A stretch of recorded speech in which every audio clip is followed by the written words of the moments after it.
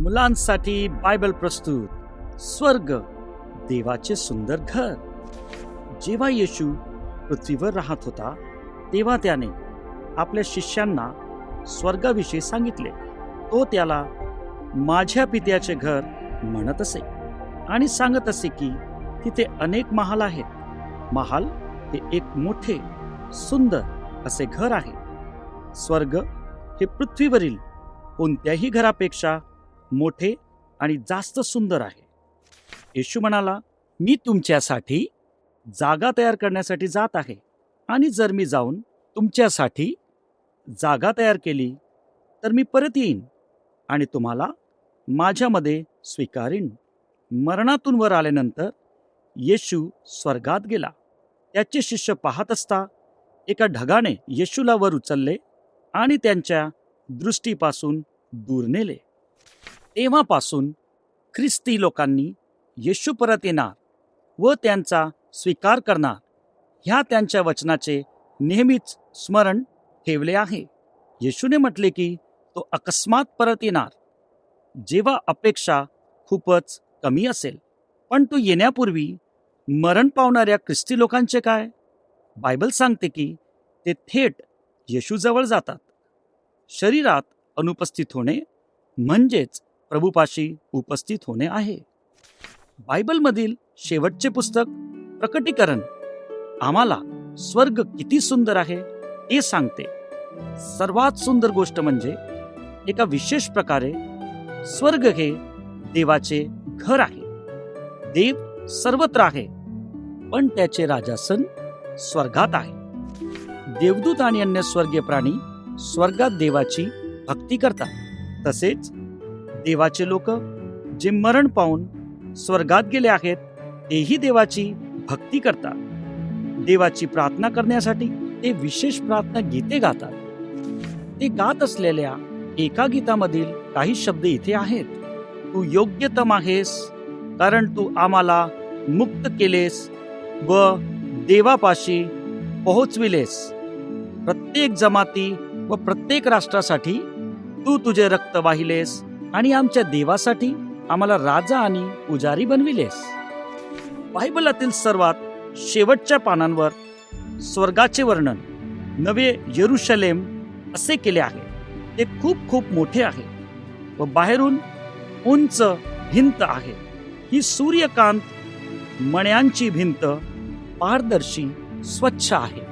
ह्या भिंतीचा पाया सौंदर्यपूर्ण रंगांनी चमकणाऱ्या रत्नांनी व किमती दगडांनी आच्छादलेला आहे.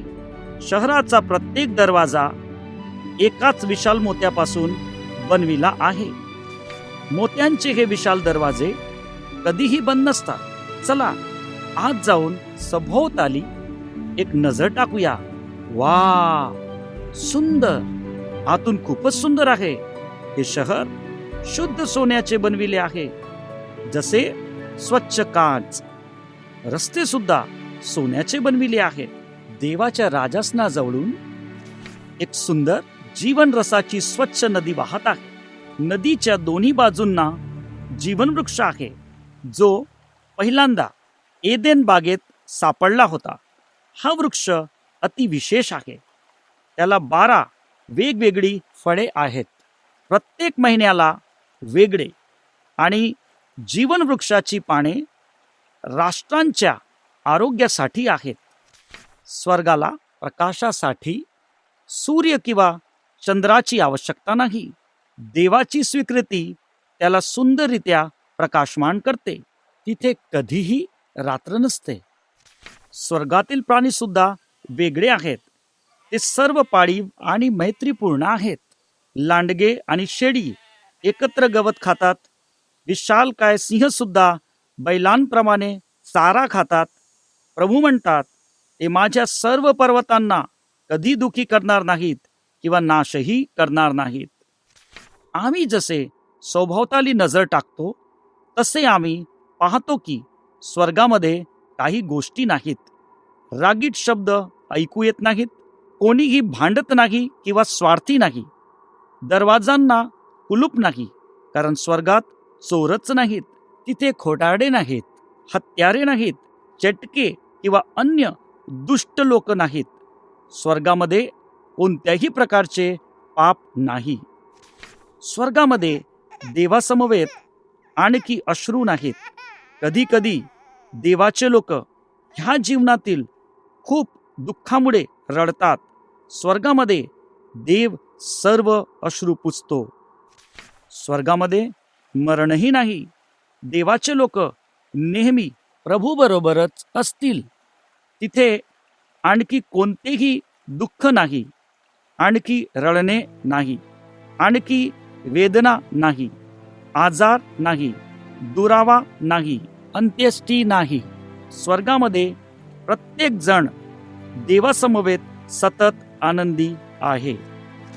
सर्वांमध्ये उत्तम म्हणजे मुले आणि मुलींसाठी आणि तरुणांसाठीही, ज्यांनी येशू त्यांचा तारणारा असल्याचा विश्वास ठेवला आहे आणि त्याला त्यांचा प्रभू मानून त्याची आज्ञा मानली आहे. स्वर्ग त्यांच्यासाठी आहे.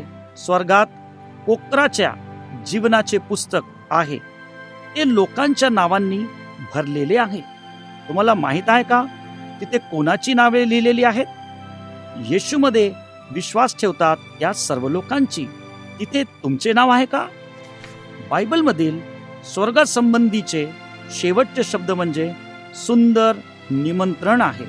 आणि आत्मा आणि वधू म्हणतात, या.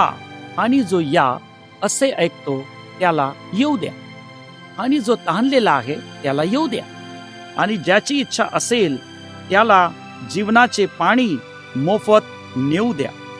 आमेन. देवाला माहित आहे की आम्ही वाईट गोष्टी केल्या आहेत, ज्याला तो पाप म्हणतो. पापाची शिक्षा मृत्यू आहे. देव आमच्यावर इतकी प्रीती करतो की वधस्तंभावर मरण्यासाठी आणि आमची शिक्षा भोगण्यासाठी त्याने आपल्या पुत्राला येशूला पाठविले. येशू पुन्हा जिवंत झाला आणि स्वर्गात परत गेला. आता देव आमच्या पापांसाठी क्षमा करू शकतो. जर तुम्ही तुमच्या पापांपासून मुक्ती मिळवू इच्छिता तर देवाला प्रार्थना करा. प्रिय देवा, येशू माझ्यासाठी मेला आणि आता पुन्हा तो जिवंत झाला आहे, यावर माझा विश्वास आहे. कृपा करून माझ्या जीवनात ये आणि माझ्या पापांसाठी मला क्षमा कर, जेणेकरून आता मला नवीन जीवन प्राप्त होईल आणि नंतर मी कायम तुझ्या बरोबर राहीन. तुझे मूल होऊन तुझ्यासाठी जगण्यास मला मदत कर. आमेन. योहान 3:16. बायबल वाचा आणि देवाशी रोज बोला. स्वर्ग देवाचे सुंदर घर. देवाची वाणी बायबलमधून गोष्ट प्राप्त झाली आहे. योहान 14 अध्याय, 2 कोरिन्थीकरास पत्र 5 अध्याय, प्रकटीकरणाचे पुस्तक 4:21-22 अध्याय. लेखक एडवर्ड ह्यूज.